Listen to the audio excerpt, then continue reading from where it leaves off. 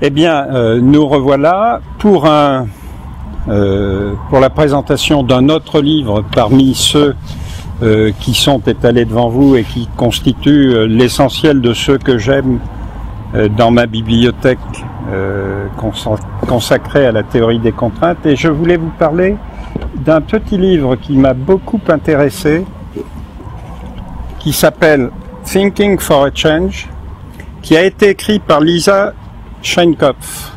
Et Liza Scheinkopf est un des collaborateurs de Goldratt qui a travaillé au Thinking Processes. Ce livre, il a un avantage, c'est qu'il est extrêmement facile à lire, il est complet, il reprend l'essentiel de ce qui constitue les Thinking Processes tels qu'ils étaient à l'origine. Donc vous y trouverez, dans un ordre d'ailleurs qui est particulier à Liza Scheinkopf, vous y retrouverez tous les arbres dont j'ai pu vous parler et relatifs à la théorie des contraintes. C'est un livre facile à lire, qui est très bien documenté et qui comprend un certain nombre d'exemples qui sont extrêmement clairs pour comprendre effectivement les bases des Thinking Processes. C'est un livre un peu intéressant aussi, à mon point de vue, sur le plan historique, parce qu'il raconte la création des Thinking Processes.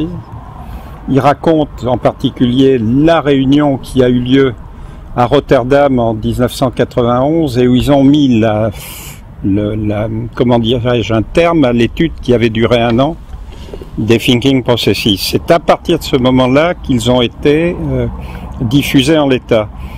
Et outre cette anecdote qui raconte donc la création des Thinking Processes, il y a un autre avantage à ce bouquin-là, c'est qu'il explique pourquoi M. Goldratt a appelé le cloud Evaporating Cloud. C'est-à-dire qu'il cite ce livre, les références du bouquin de M. Bach qui a permis à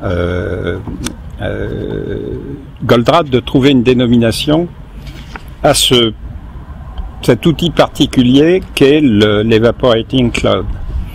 Et la question que Scheinkopf se pose dans le bouquin, et elle en fait un nuage, c'est est-ce qu'on doit l'appeler Evaporating Cloud ou est-ce qu'on ne doit pas l'appeler Evaporating Cloud?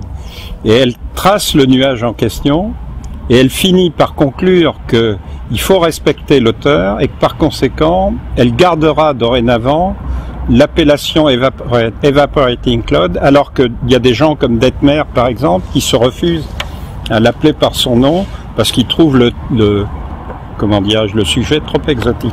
Un excellent livre à lire pour se familiariser avec les Thinking Processes. À bientôt.